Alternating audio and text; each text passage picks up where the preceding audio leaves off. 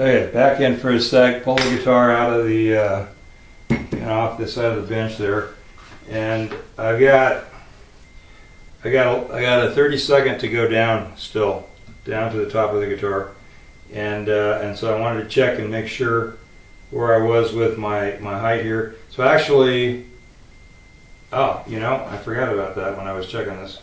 So I'm right, and just barely over the top of the bridge here. Now that's going to put me into the bridge when I go down, right? Assuming everything remains the same. And I've got a little bit of a gap on the heel on this treble side, and that is why I pulled it out to check, because when I flossed it in yesterday, it was just a fuzz open there, and I'm just not liking the look of it. So I pulled it out of the jig, or off the bench, checking this height, so I can afford to floss this heel a little bit more and kick the neck down a fuzz more, right? Because when I go down a 30-second here, I'm going to be into this bridge that much. If everything remains parallel, it's just going to drop straight in. It's going to put me too close to this bridge. So I am going to bevel the neck a little bit more, and I'm going to do that by sanding these the edge of that bottom edge of this heel off. So, and I'll set it back up in there, and I'll probably just floss it in. I might do a little bit with the block just to make quicker work of it, or just put a little bit coarser paper between the neck and the body when I pull that and floss it. The other thing I wanted to check while I was here, and I can do that like so. I don't want to write on the bridge here. Find a pencil.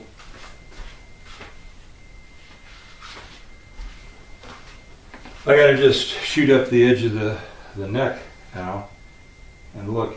See, my tape on this side looks really good, and I had pulled this tape and tore it off, and I think in the process that I tweaked it, and that's what I've been checking with my rule.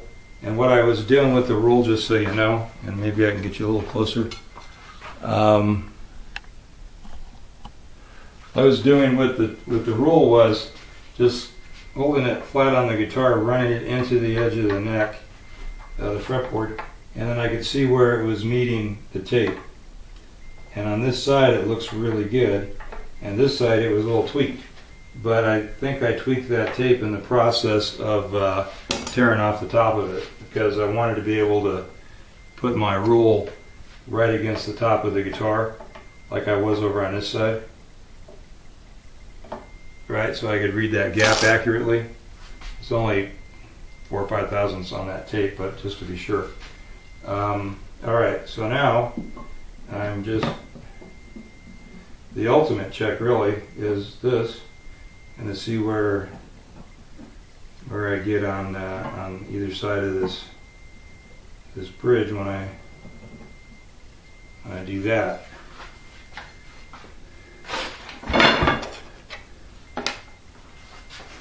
Okay, and so I'm going to read it from the 30-second side so it's easier to see. Looks like 7/32 from the center of the fatty to the edge of the neck, and then also turn this around and come on from this direction.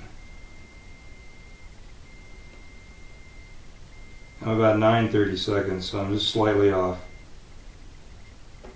So if I can, I do need to tip this neck. Now, to make that much difference in this distance, it's going to just be ever so slightly getting a little bit of a tip there.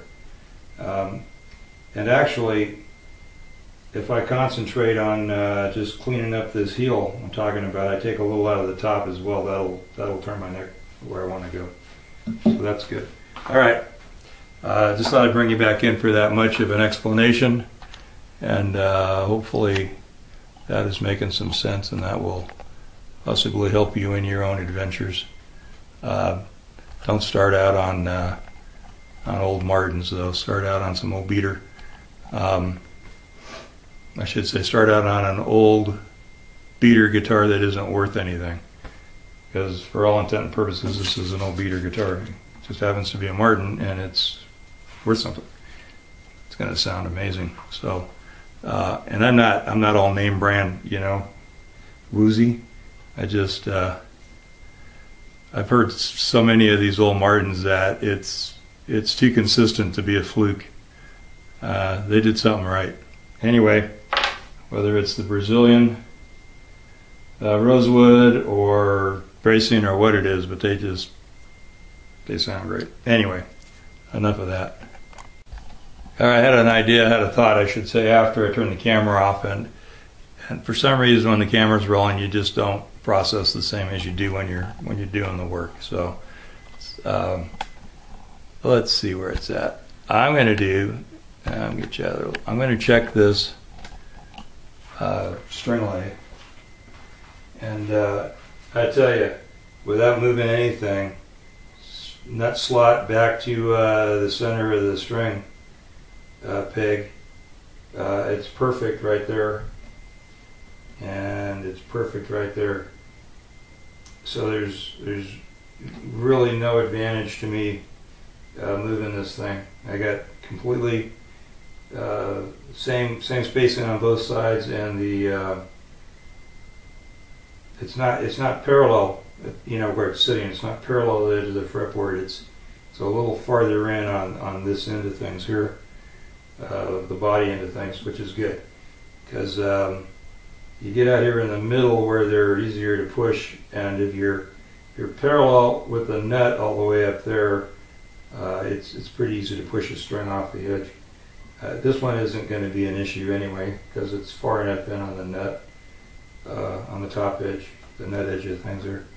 And this one is same kind of thing. If I parallel that, I'm over there. If it pushed over a fuzz, it wouldn't be the end of the world, but it's not an issue at all with this fat E string. So I'm very happy with where it's sitting right now, and it covers the body right, so it's good. Okay, so I'm just doing the last double check. The neck is all the way down to the top of the body, so it's good. It's extremely tight, very, very snug. Checking the string line here. Everything was looking good with the tape, and I'm very good there. Over here on the fatty, these things are like perfect. So yeah, I'm really, really happy with that. And then I check this thing down here. So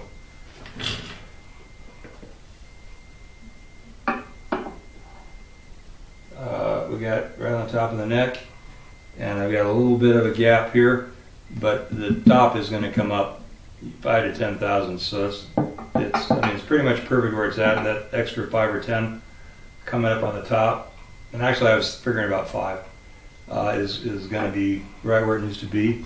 It's going to be awesome. Perfectly flat on both the bass and the treble side, so the neck is sitting. So it's a great neck set. Neck set. It's everything is all the joint, everything all the way around. Everything looks beautiful. Extremely happy with this. I'm gonna pop it back in this little fixture I have, just so that I can hold it up, and then I'll be able to glue it and get everything clamped up there. So the clamp up is a very, very simple affair when it's like this, because the dovetail draws the joint down, and as you clamp it and pull it in, it sucks everything down and tight where it's at. So I'll bring you back in for the glue up. It's like I said, it's a simple thing when the neck fits right, and it's fitting beautifully. I'm very happy with that. Thought I was gonna, this is another thing. I thought I was gonna need a shim under the fretboard here, but I had a brace that was had come unglued underneath right here, and so pulling that brace back into position has brought the top up enough that I'm not going to need to put a shim under here, which I'm extremely excited about because I don't like those shims if I can help it. They're a pain to make, and you know, and I can make them pretty invisible, but I guess mostly it's just they're a pain to make, and this is going to be great right where it's at. And once everything's back in, glued and dried, I'll pull the rest of the frets out, you know, clean this fretboard up sanding wise, and then refret it, and I'll get some video of that as well.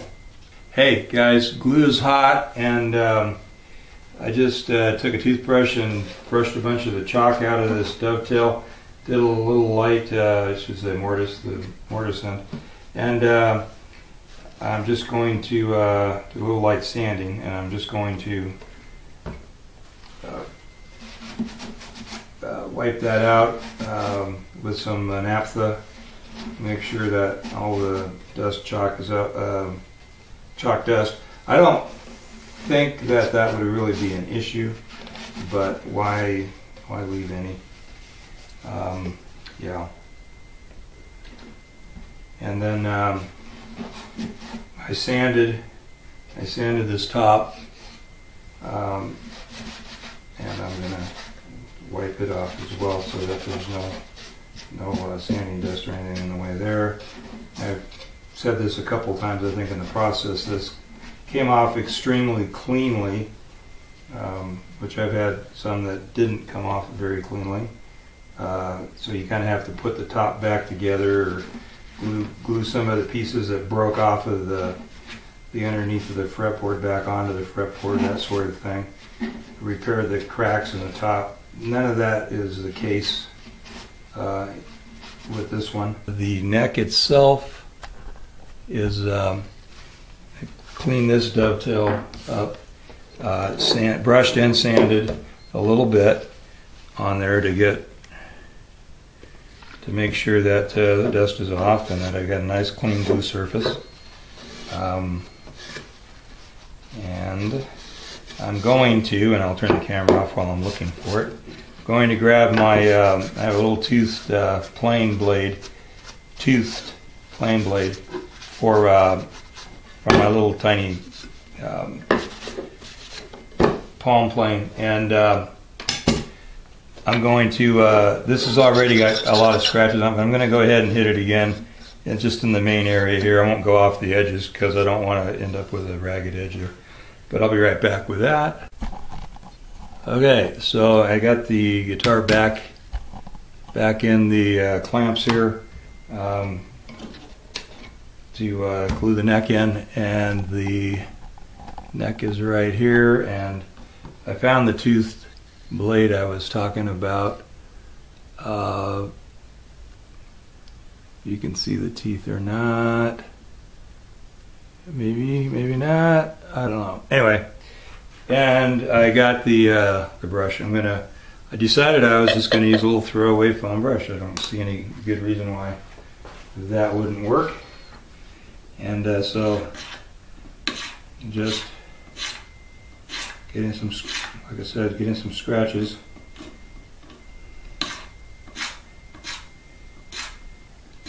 Martin used a very, very aggressive file, or I believe it was some sort of file that they did this. So they were to, you know, be certain that the glue had some place to hook up. Anyway, and so I'm doing the same thing. I tend to, on my own new builds, just take some like 60 grit sandpaper, and I use that. I just sand both the neck and the underside of the fretboard, and wipe everything down with naphtha or acetone, depending on whether it's a oily, you know, wood, which rosewood and variants are. Helps the glue stay on better. You know, I'm going to go ahead and do that with this.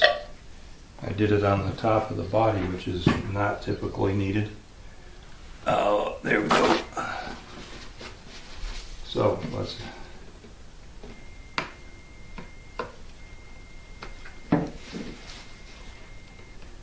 So naphtha on there. That's what I'm doing. A good solvent. Make sure there's no crud or crap or corruption on here.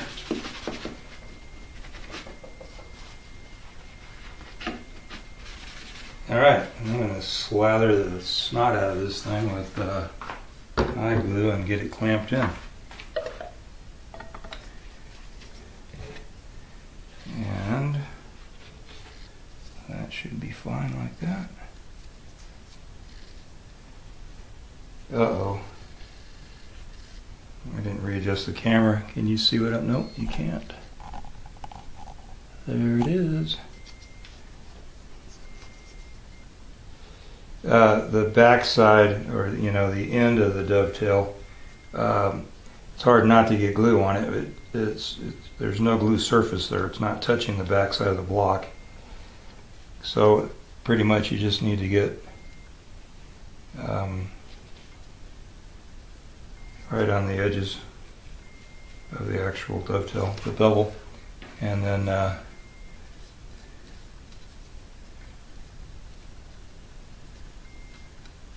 you're going to do that, and that,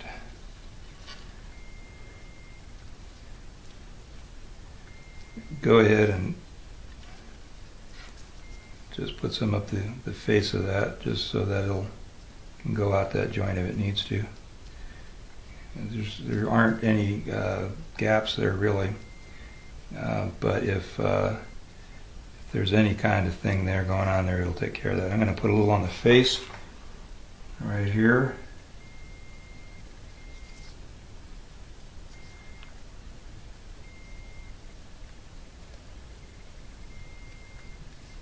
And let's do this thing.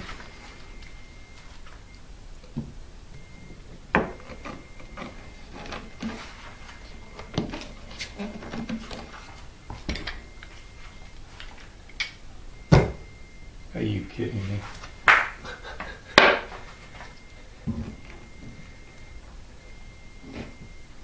Alright, so just got a single clamp. It is a strong clamp, however. And just gonna crank it down there.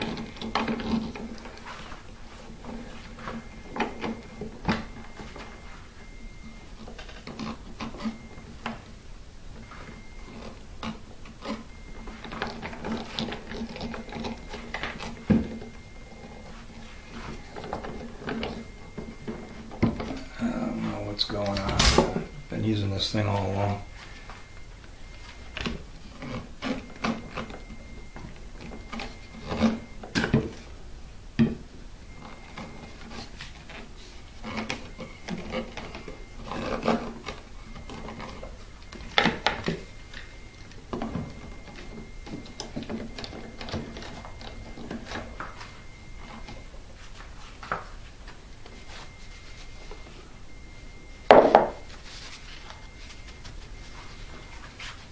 See this joint. Yeah, nothing wrong with that. Is it tight? Looks like it's pretty tight.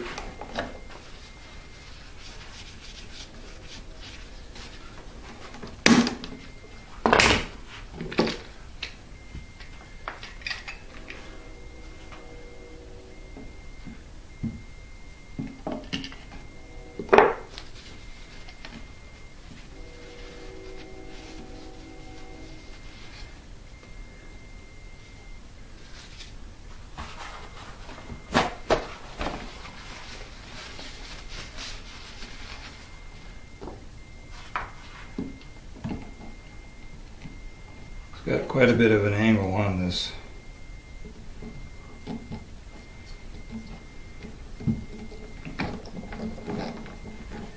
On this back here, so it's wanting to slide up when I put pressure on it.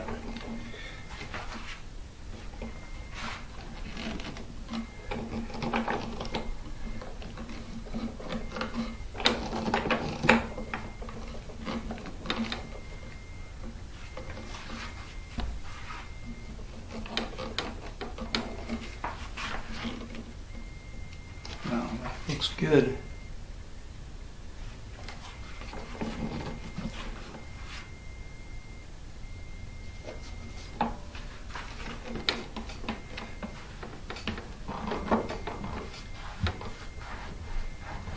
Pushing some t-shirt under there so I get clearance on top of this little bracket right here. Okay, oh, what am I thinking? I do need to glue that fretboard extension down, so I'm going to have to get it out of these clamps and take it elsewhere and do that. And I should be able to do that with one squeezy clamp though. So.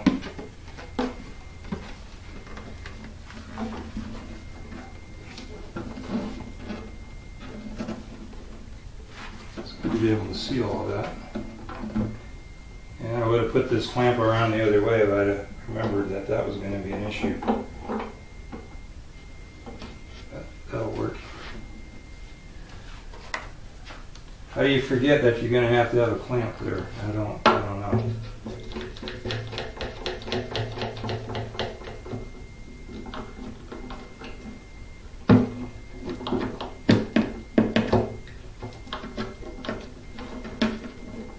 That's a beautiful thing. All right, so we got a little cleanup right there, and it's looking pretty fantastic.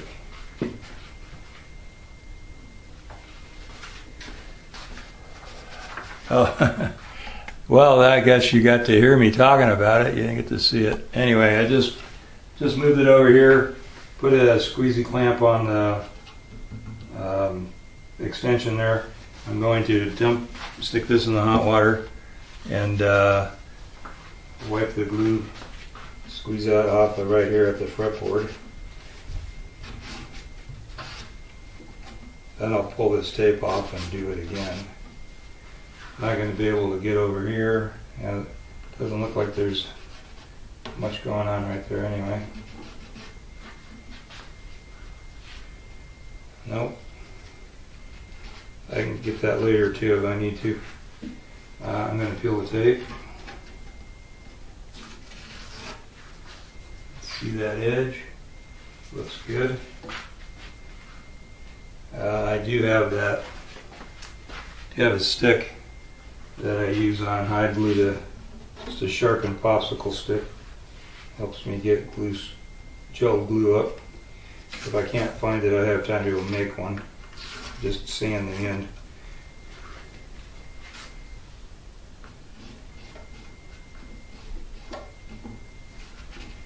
Nothing going on here. I got some hot hide glue. I'm going to. I got a little point on this pick guard sticking up here. Actually, I'm going to grab my little brush for that.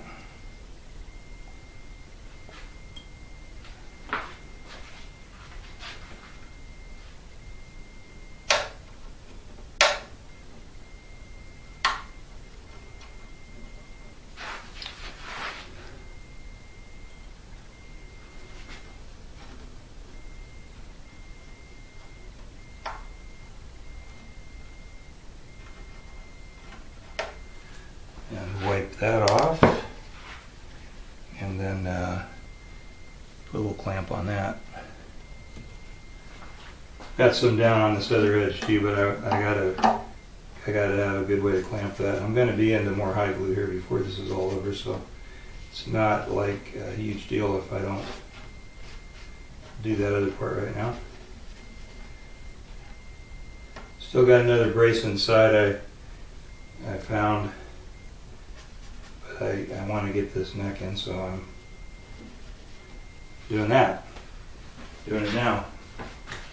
Well, I wasn't planning on using this, but I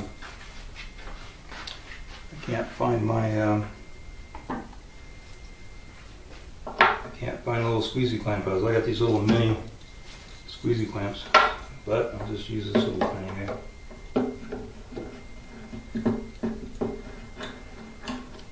Seems like a lot of overkill for a little piece of pick guard, but that's what I could find. Alright, that's clamped.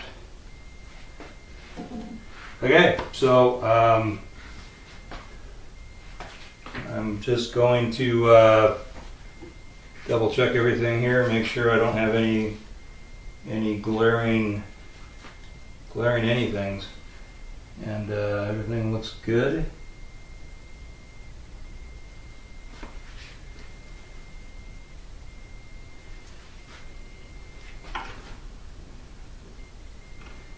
I'm going to move this over,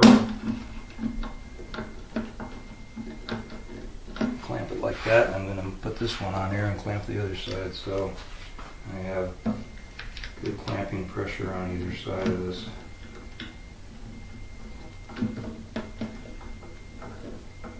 There we go. Apparently it wasn't, because I got some squeeze out there, so.